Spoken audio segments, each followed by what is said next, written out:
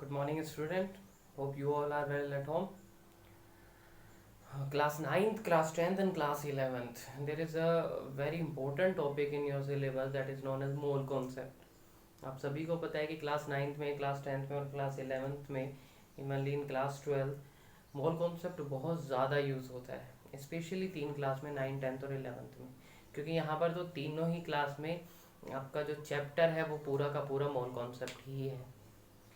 तो mole concept को एक बार दोबारा से, क्योंकि काफ़ी सारे बच्चों की दिक्कत आ रही थी कि सर मोल कॉन्सेप्ट को एक बार दोबारा करवा दीजिए, थोड़ी बहुत हमें दिक्कत आ रही है, तो एक बार दोबारा से उसका रिवीजन स्टार्ट कर रहा हूँ।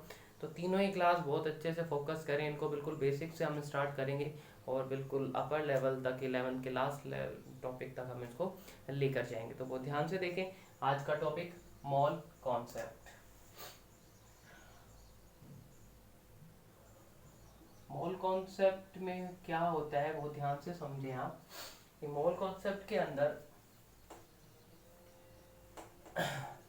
किसी भी चीज को जब हम कलेक्ट करते हैं, कलेक्शन करते हैं,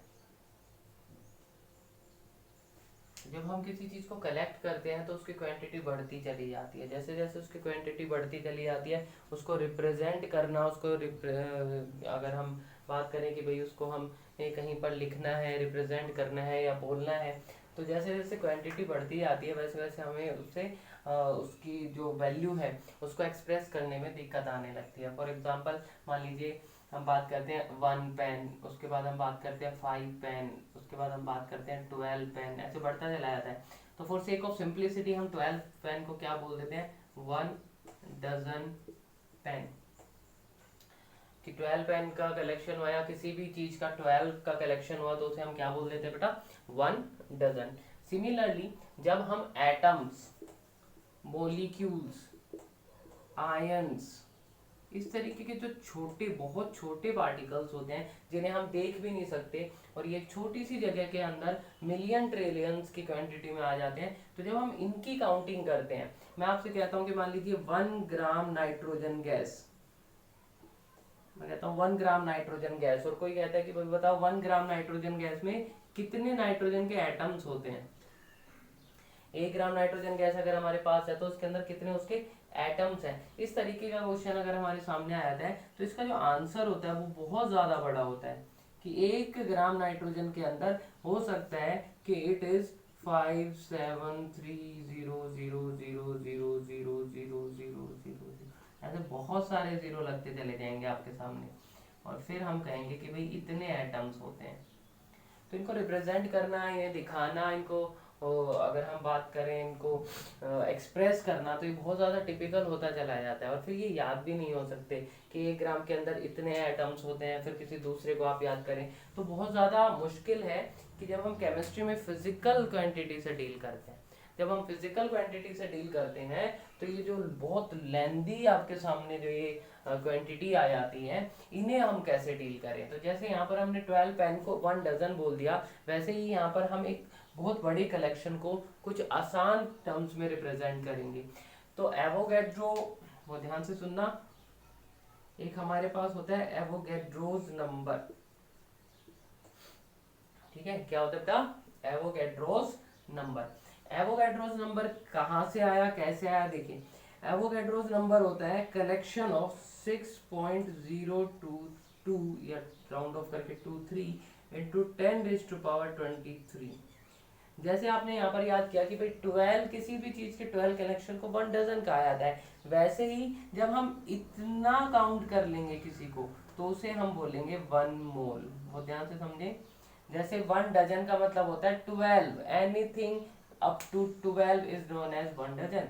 वैसे ही anything up to this number, मतलब 6023, इसके बाद 20 बार जीरो, जब हम किसी चीज को इतना काउंट कर लेंगे तो उसे कलेक्ट करके हम क्या बोलेंगे कि इट इज योर 1 मोल। तो 1 मोल का मतलब क्या हो गया, 1 मोल का बहुत सिंपल सा मतलब हो गया कि कभी भी अगर हम काउंटिंग करेंगे 6.022 इंटू 10⁻23 तक, तो उस कलेक्शन को हम बोलेंगे 1 मोल। तो ये मतलब हुआ 1 मोल का। आप कैसे आप कन्वर्ट करेंगे वो देख लीजिए। अगर मैं आपसे ये कहता हूँ, वो ध्यान से समझना, बेसिक्स है, अगर मैं आपसे ये कहता हूँ कि 100 कोई भी, या 144 ले लेते हैं, चलिए 144 कुछ भी चीज ले ली, पेन ले लिए, 144 पेन है, तो बताइए कितना डजन है। अगर ऐसा क्वेश्चन आपके सामने आता है तो ये बहुत आसान है आपके लिए, क्योंकि इसका कॉन्सेप्ट आपको क्लियर है कि भाई 144 है, डिवाइड बाई 12 कर दिया आपने, ठीक है। 12 डिवाइड बाई क्या कर दिया, 12। क्यों कर दिया, क्योंकि 12 के कलेक्शन को ही तो हम 1 डजन बोलते हैं। तो जब आपने इसको सोल्व किया तो कैंसिल होकर क्या आ गया आपके पास, 1 2 12 डजन। तो आपके पास आंसर आ गया कि भाई 144 के अंदर क्या होता है, 12 डजन पेन होते हैं। वैसे ही अगर मैं आपसे क्वेश्चन पूछता हूँ, वो ध्यान से देखना, वैसे ही मैं आपसे क्वेश्चन पूछता हूँ कि बताइए भाई 2.4 इंटू 10⁻60 एटम्स हैं ऑक्सीजन के, तो बताओ कितने मोल हो गए। तो जैसे आप किसी भी चीज को डजन में कन्वर्ट करने के लिए 12 से डिवाइड कर देते हो, वैसे अगर किसी भी चीज को हमें मोल में कन्वर्ट करना होगा तो क्या करेंगे, इस क्वांटिटी से डिवाइड कर देंगे, सिंपल। तो कितना हो गया, 2.4 इंटू 10⁻60 एटम है आपके पास, तो आपने क्या किया 6.022 या 6.02 इंटू 10⁻23 से आपने क्या कर दिया, इसको डिवाइड कर दिया। ये स्मॉल क्वांटिटी है 6.02, तो वैसे आप सीधा सीधा 6 लेकर कैलकुलेशन कर सकते हो। तो 6 4 जा 24, और ये माइनस कर दीजिए आप यहाँ से, 23 वैल्यू माइनस कर दीजिए यहाँ पर, तो आपके पास सीधा सीधा आंसर आ जाएगा कि भाई 6.4 इंटू 10⁻60 माइनस 23, ये आपका आंसर आ गया कि भाई इतने मोल इसके पास होते हैं। तो बड़ा सिंपल हो गया आपके लिए। तो जैसे डजन से डील करते हो वैसे आपको अब मोल से डील करना है।